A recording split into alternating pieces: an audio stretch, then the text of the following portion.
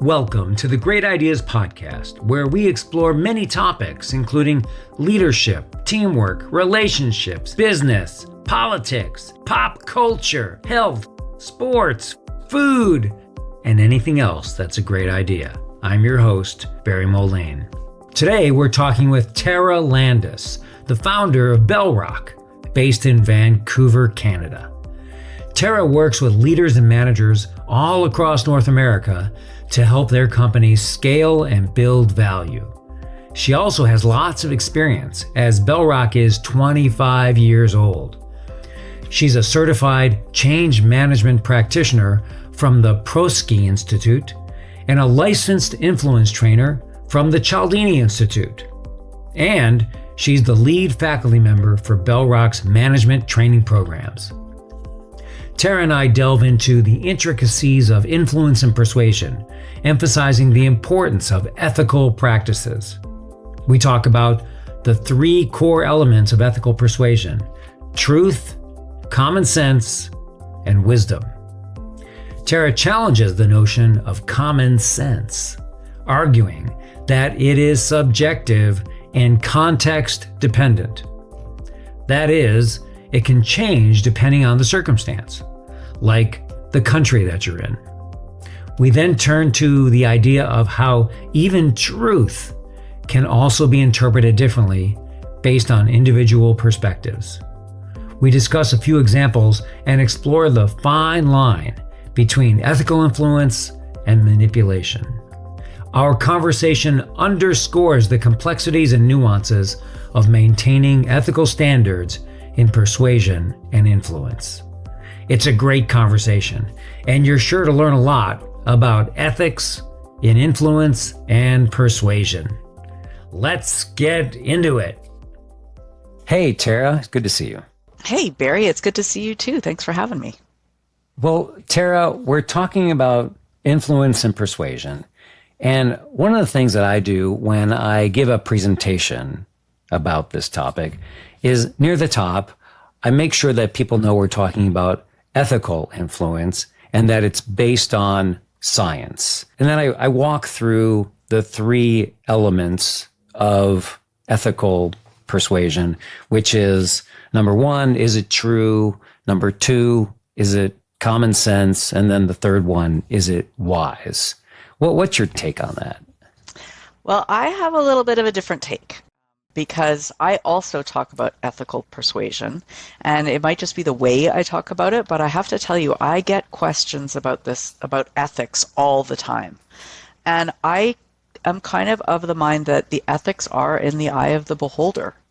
And so what I mean by that is when you define it as, for example, common sense, I don't really believe in common sense. I think common sense is just a matchup of whatever you've experienced to today, whatever your experiences have been, and your orientation, is the glass half full or half empty.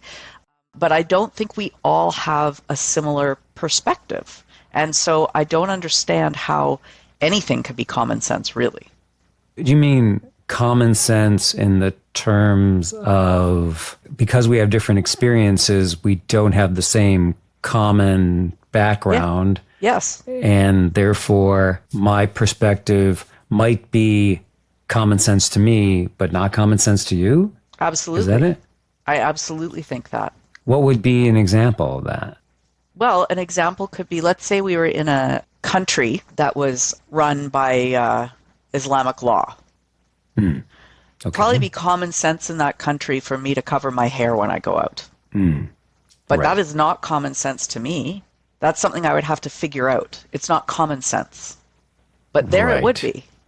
And when I get into my car, it is absolutely common sense and habit for me to reach over this shoulder and put my seatbelt on. Yeah. Which really messes me up when I go to England.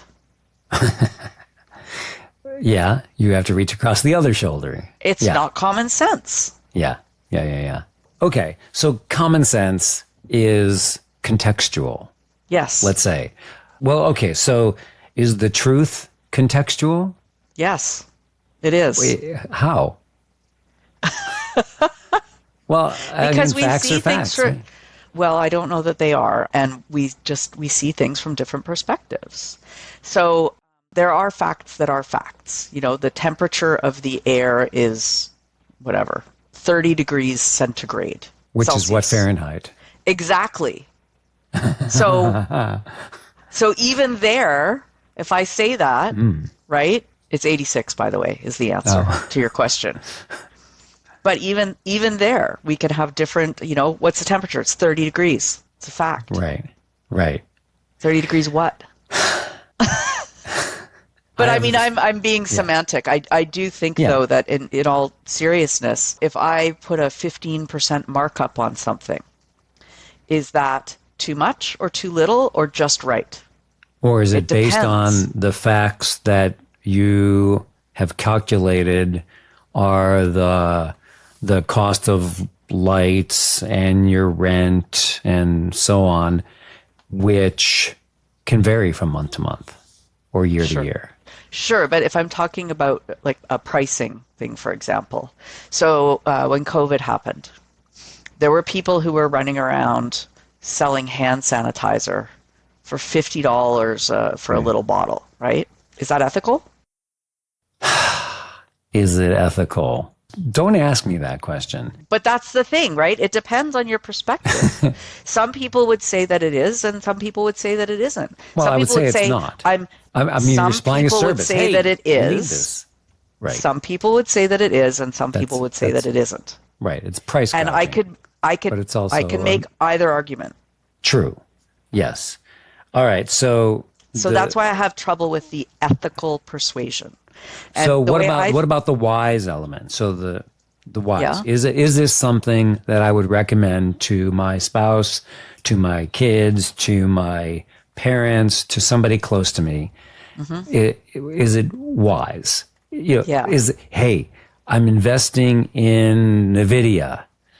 I think you should too, because they're a company that sells chips for AI, and AI is exploding, and they're the number one company. And it's important to note that this podcast is not investment advice.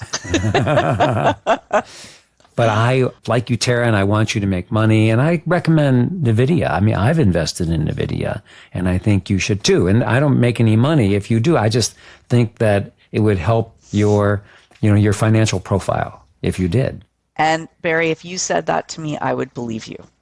However, one of my first jobs out of university was working for stock promoters. It's actually a true story. And so the Vancouver Stock Exchange, which no longer exists, was all penny stocks, mining stocks. And my actual job, was to stand at a fax machine and dial in numbers and send these promotional things to mostly people in Florida, who would then, a certain percentage of them would buy the stock, and the penny stock would go up and up and up and up and up. And the guy who was talking to them, I was just sending facts, but the guy who was talking to them would say, look, I own it too. It's a great opportunity. You should invest. You're going to leave a legacy for your grandchildren. And I got to tell you, Barry, that guy, he did invest. It was true. And he was the kind of person who would tell his grandparents or his parents that they should invest too. So it meets the wise, but it was not ethical, what was going on there.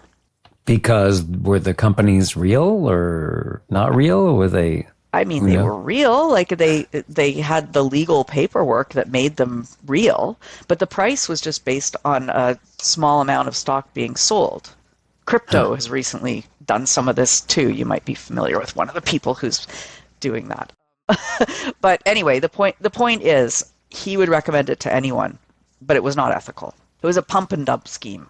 Well, how about if it's, I don't know, what do they call this? The platinum rule, if it's good for both of us, right? Then let's do it. So just forget the three elements, forget truth, common sense, and wise. If we're working together and it's a win-win outcome, is that ethical? Maybe, perhaps. You're saying, let's look at the details. Yeah. What I think about that argument, if it's good for both of us, is if it's good for you because you get 1% of the return and I get 99% of the return, again, the devil's in the details. So do I try to live ethically? Absolutely. But I don't think that there are a lot of bright lines. And so when we talk about ethical persuasion, yeah, we're not trying to scam people, but I still think that there are different ways to think of ethics. And so the one that really comes to mind is the study that was done about scarcity of information.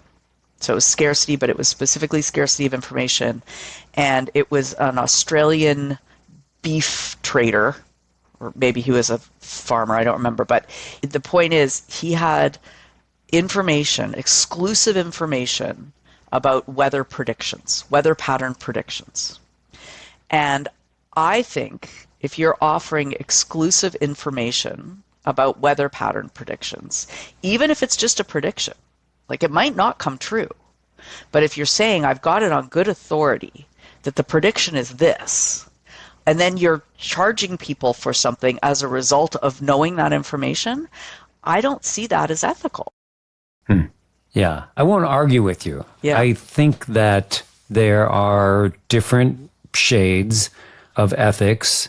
You alluded to the concept of, manipulation. Mm-hmm. Is influence and persuasion a form of manipulation?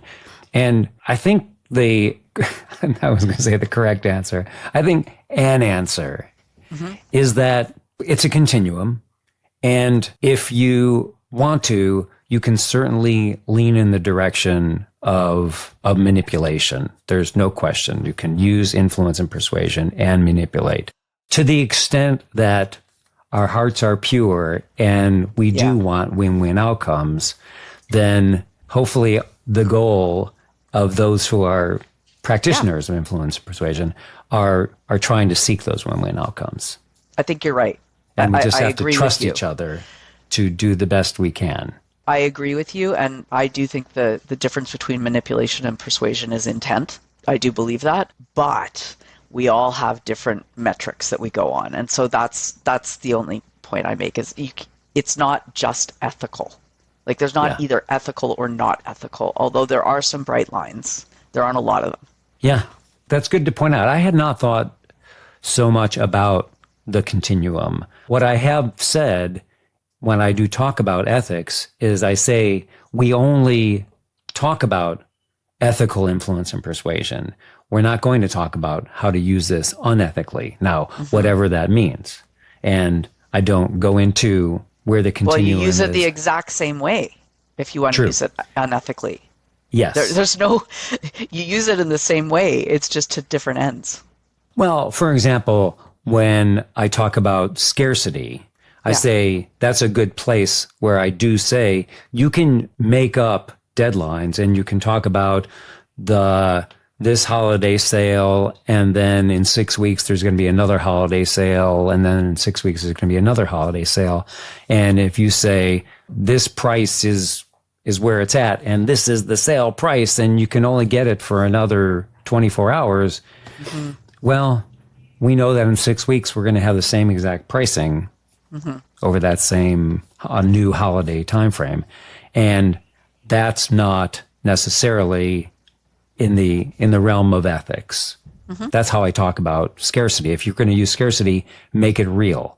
Real scarcity, to me, a good example is you get the early bird special for registering at a conference. And the reason why you get a lower price for registering early at a conference is that the people who are running the conference need to know how many people are coming, how big the room should be, how many seats to put in, how many shrimp to order, so that they're getting all their ducks in a row there. And by registering early, you're helping them out and they're willing in return to give you a lower price.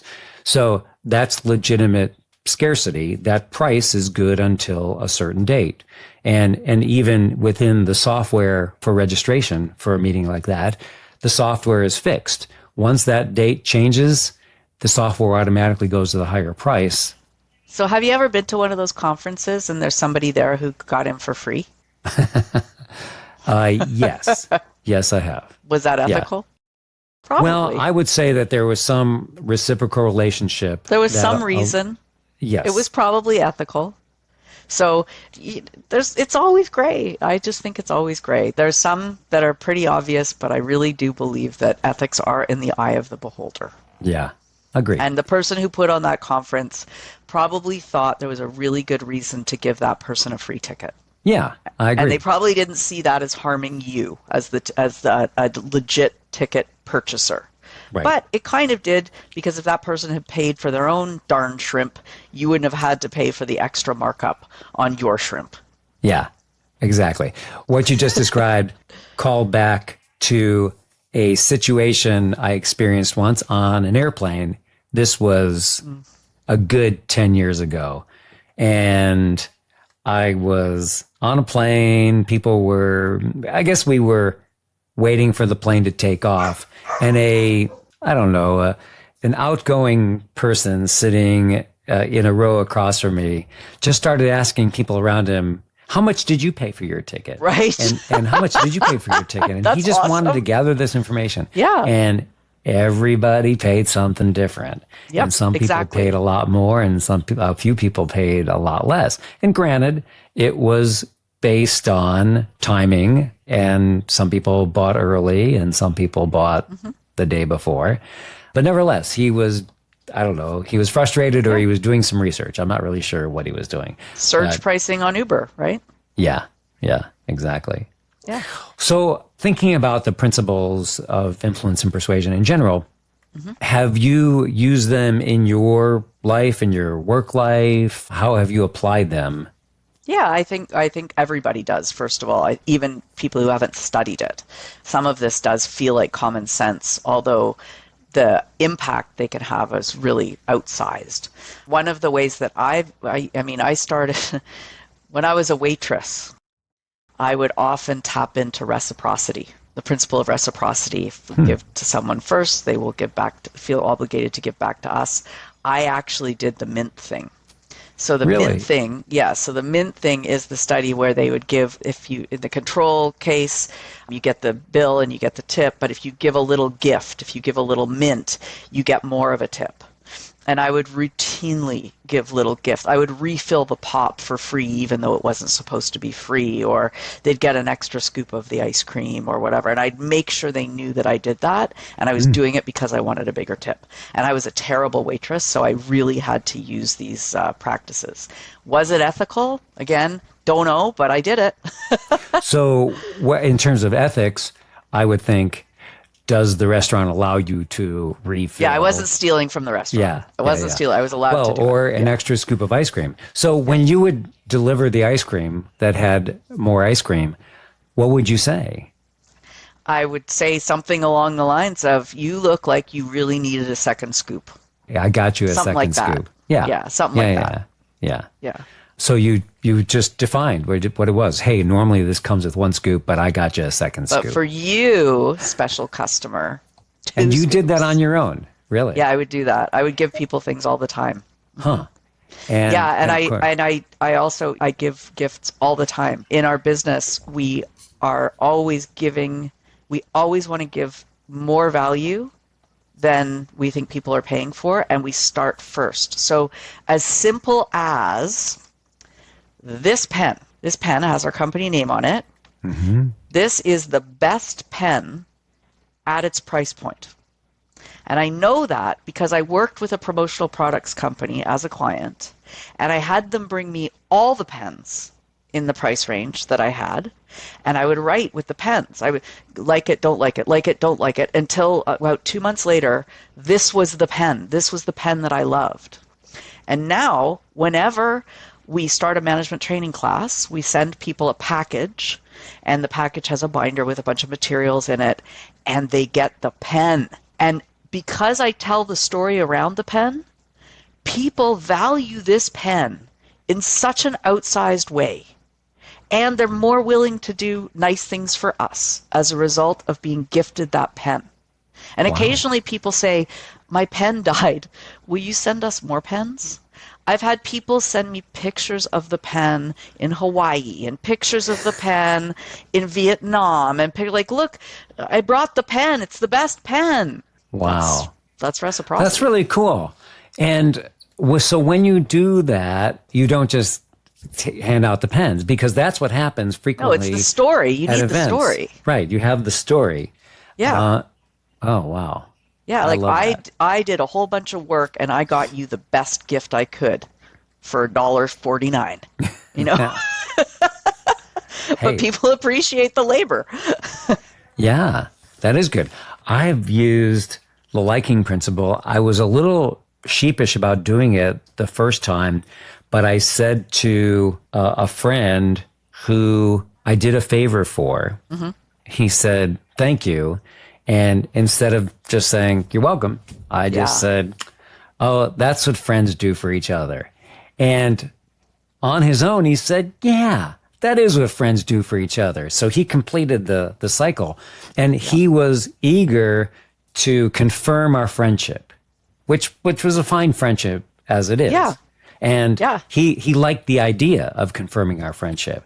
And I thought to myself, now, was that ethical? Yeah. I did that to my friend who is truly a friend. And the response was a good response. So I almost felt like I felt a little manipulative. I wondered if it was ethical, but in the end, it was actually confirming to both of us. So instead of looking at it from the perspective of influence and persuasion, it was more of a technique to confirm your friendship.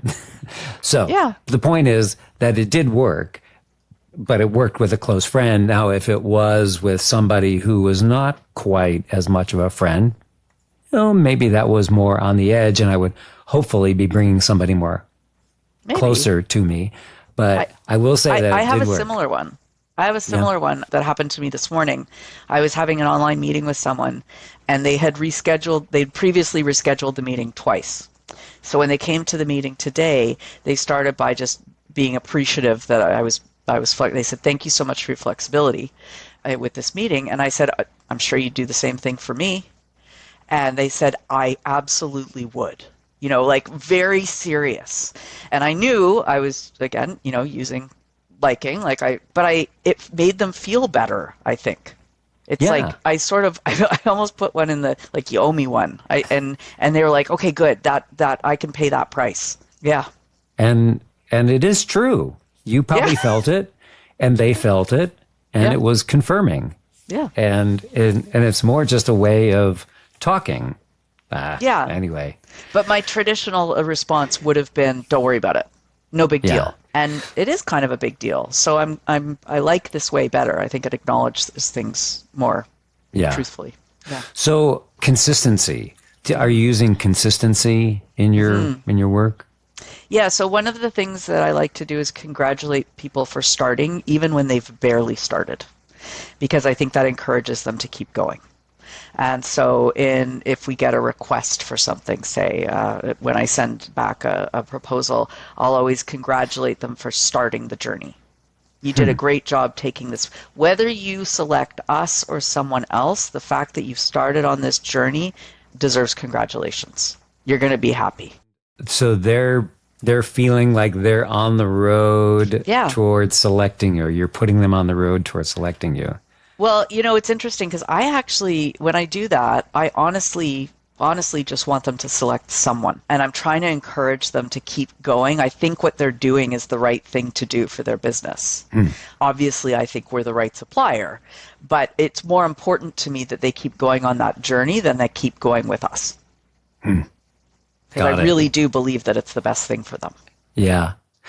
I was working at bringing on a new client, and we had been talking for several months about the opportunity of working together, and we weren't really closing the deal. Of course, it was them paying me, so it just wasn't happening as quickly as I wanted it to. And I asked them the interview question that Dr. Cialdini talked about, which is, well, let me ask you a question. What is it about me and working with me that you see as a positive that could help the business? And they rattled off a few things, and I said, "Oh, okay. Well, I think those are true. I see those as well." I didn't say, "Okay, so hire me, damn it." I just said, "Yeah, I agree. I see those as well." And then we talked a little bit more and, well, let's get this deal done. Let's do this. And it just moved everything along much faster. So even though it wasn't a job interview, well, I guess it was a client interview. It was still moving to top of mind that opportunity of seeing the good in your counterparty. So that was a good way to do it. Another one that we do, back to consistency, is we use a technique called the verbal upfront contract. And so what the verbal upfront contract states, and you can download this on my website, but what the verbal upfront contract states is it's a 4-step process. So let's say that I've been having trouble, I'm managing you, Barry, and I've been having trouble because you're always coming to work late. And so we sit down to have a talk, and I say, Barry, I know it probably wasn't on purpose, but I've noticed that you've been late 3 times in the last 2 weeks. And the problem with that is that it looks unprofessional. You're keeping people waiting, blah, blah, blah, blah, blah, blah. Barry, can you see why this is an issue? And I wait for the yes, right? You got to make the pause and get the active yes. And if I get the active yes, then I ask you more questions. So what do you think's going to happen if this keeps happening? Like, how is this going to go? And if I know, and so now you've come up with the consequences yourself, right? I've talked about it, you've reinforced it. And I say, so if I see this start to happen again, how do you want me to respond? And usually what someone in your shoes will say is, well, say something. Tell me about it. And I say, great, that's what I'm going to do. Now, what that does, you can imagine managers, and this applies in many circumstances, where they think, gosh, should I say something? Gosh, it seems like they're doing it again, but maybe, am I being too nitpicky? I don't know. What should I do? And they have this whole argument in their head about what they should do. Well, now we just know what we're supposed to do. You're supposed to say something when you notice it. That's what they said they wanted. Do that thing. And so they're more likely not to be late because they had this conversation with you around lateness. But if they are, you also just have to behave consistently with what you said you were going to do and call them out on it. Yeah, that's great. That's a great use of influence, and it's also a great management technique. It's just consistent with that management technique. So that's really cool. I wonder if managers may be reluctant to talk to an employee because they see the end, they see the outcome as confrontational, as opposed to, well, let me just engage in seeing if the employee sees what I'm seeing. You're late 3 days, and then here's the impact. And just having that conversation, and then it moves toward some, let's address this issue, as opposed to from the beginning, you're late, let's address this issue. Yeah. Right? It starts that conversation. Yeah, and you can also use it before something happens. So let's say I'm an interior designer, let's say. And one of the main problems I have is my customers are dithering around and not making decisions fast enough. And they have this deadline for their project that it has to be done because they're hosting a wedding or this or that or whatever. So their deadline is fixed, but their decision making is not. And I am racing to try and get all of this tiles picked and paint colors and all the rest of it. Well, when I open that project, before we even get started, what I should say to them is, look, there are a few ways that this can go sideways. And I don't think it will. But let's go over some of them so we make sure we're on the same page. One of the things that can get in the way, particularly with such a tight deadline, is if I give you and you don't make the decisions at the right moment, or quickly enough, things get delayed.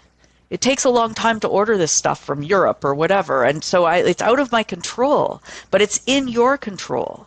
And they'll say, oh, no, don't worry about us. No, we're going to make fast decisions. It's going to be great. Oh, good. I'm so glad to hear that.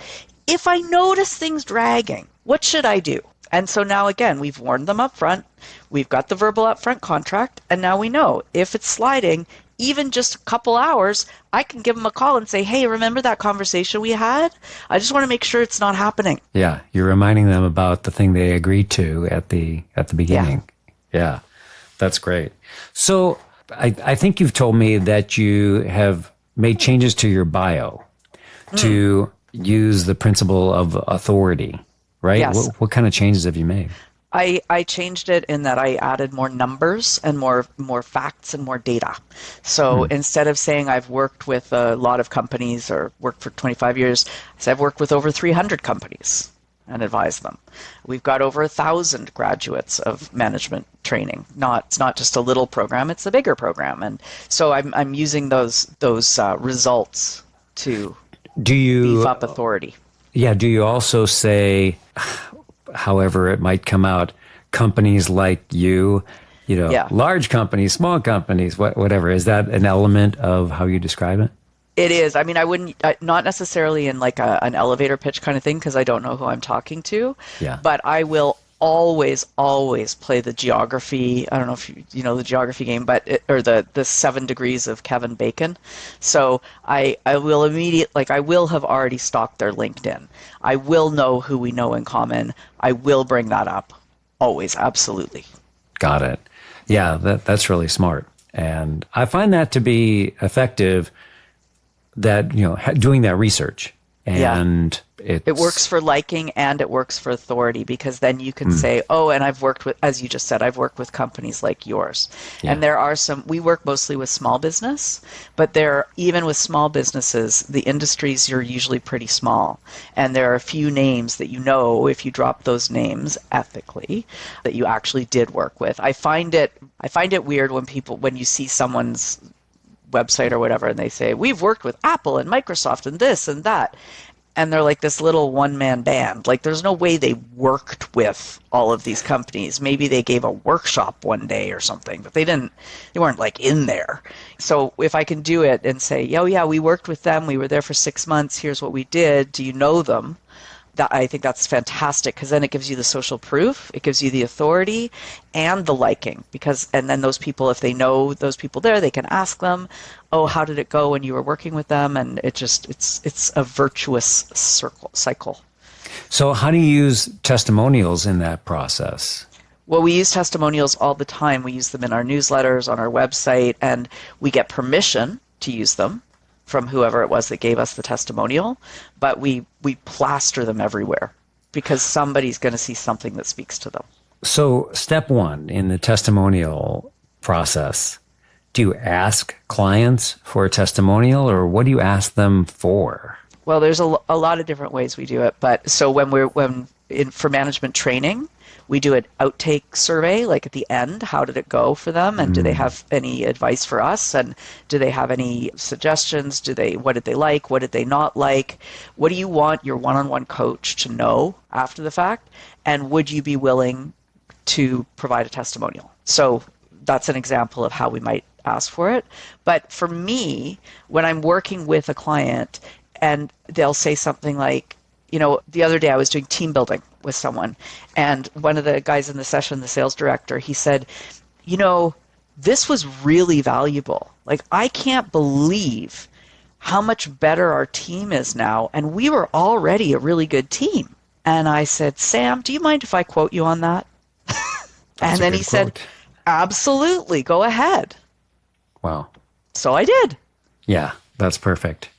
So I can see how using the sort of ending project opportunity to provide an evaluation. Yeah. Well, it's easing them into a testimonial and talking about the evaluation, providing advice, and then they're in the mood, assuming that the good outweighed the bad, to provide that testimonial. And it's a legitimate way to get information back from your client because you want to improve anyway. Exactly. Yeah, they're in the mood to provide the testimonial. Another way we'll do it is when we're ending an engagement and the engagement is closing, and usually they say thank you. Thank you for coming. Thank you for being here. Thank you for doing whatever it was you did. And the response to that should be, if you really want to thank me, I would love a Google review. So yeah, if you really want to thank me, I would love a Google review. Do you feel? I don't feel icky at all. That was good. You feel icky because they're already thanking you, and you want to turn that into something. I'm not forcing it. Something that is an appropriate gift to you. I Yes. appreciate your Yeah. thank you, but this is how I would really like that thank you. Yeah. Yeah. Yeah. Exactly. They don't have to do it. Yeah. That's a great response. I love that. Now, do you have a system set up for obtaining Google reviews, or do you just, Google has the system. So, yeah. yeah. So, I So mean, they go to our web. They go to our website. I have a link. Like I have a link to it, but they also can just do it themselves on Google. got it. Oh, wow. That's a great way to direct someone into the right kind of gift that would be meaningful to you and the company. I love Yeah, that. and I think it's important. I sort of liken it, say there was a death in someone's family, and you're saying, oh, well, how can I help? Like, anything you need, I'll do that. It's actually not really helpful to say that because now they've got to do the emotional labor and figure out what you're supposed to do for them. And they're already in crisis, so why are Yeah. you doing that to them? But what you can say is, oh, I'm so sorry. I would do anything to help out. Can I bring you a meal or pick your kids up from school? And you give them a range of options. So I feel like it's along those same lines. Yeah. Like if they're legitimately thanking you for something, tell them how you want it done. Yeah, absolutely. And even if you gave them a list of 3 things, but there may be a 4th, like I really could use somebody to pick up the dry cleaning, and it's been sitting there. It's on the table. Like that, I would do anything for you. Yeah. Would this or this or this help? No, this other thing would. Okay, great, I'll do that. Yeah. Yeah, that's great. You're just giving a list of things that are specific, and you have something else that's specific. You help with that too. Yeah, that's great. Well, Tara, this has been a great conversation. I've learned so much.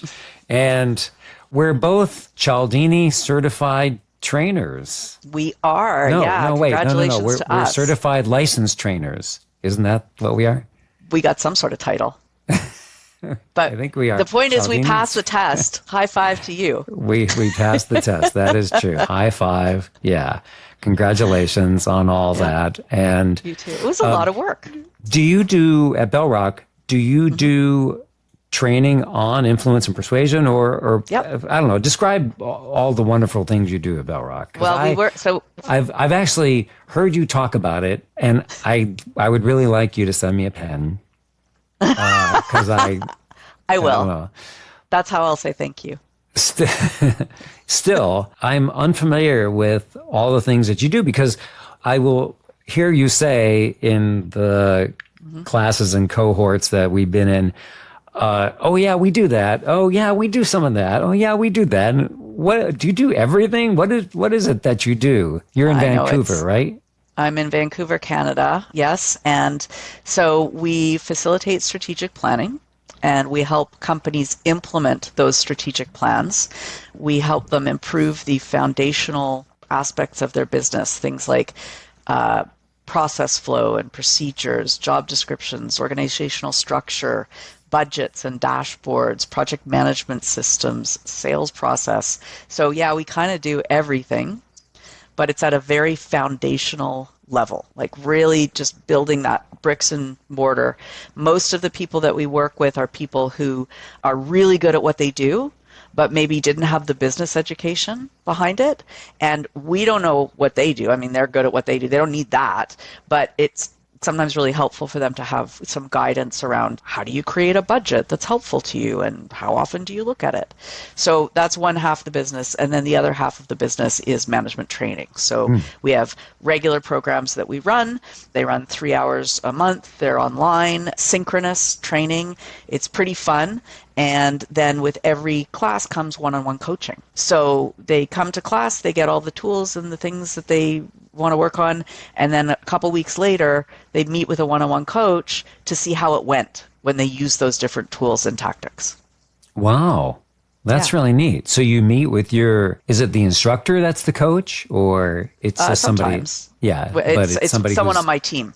Yeah. Yeah, so it's a bell rocker will coach you, but not necessarily the instructor. Yeah. And you're talking specifically about the class that you just experienced, and now you get to sort of narrow the funnel on how it's going to impact your world, right? Yeah, so let's say we're talking about setting expectations and delegation. One of the tools we would talk about is the verbal upfront contract. We would then they would, among other things, and then their assignment would be, okay, go do this, like try it. So first they would try it in class. They'd be in a breakout room and they'd try it and get used to it, have 10 minutes to do that. But then we want them to go do it. And then they get to meet with their one-on-one coach to talk about how it went, or to talk about all of the excuses for why they didn't do it, and they get further encouragement to try it. Got it. Well, that sounds like a great way to sort of cement the learning from the original class. And I love that follow-up. What a great idea. Well, thanks, Tara. It's been great talking with you. Been great talking to you too, Barry. Thanks for having me. A pen is on the way. Thank you. I would do the same for you. Yeah. If I had a That's what friends do. Thanks. Thanks to Tara Landis for being our guest today. And thank you for listening. If you want to get in touch, or if you have an interesting topic and you know someone you think would be a great guest on the show, send me an email at barry@barrymoline.com. And please leave a 5-star review, which helps others find their way to the Great Ideas Podcast.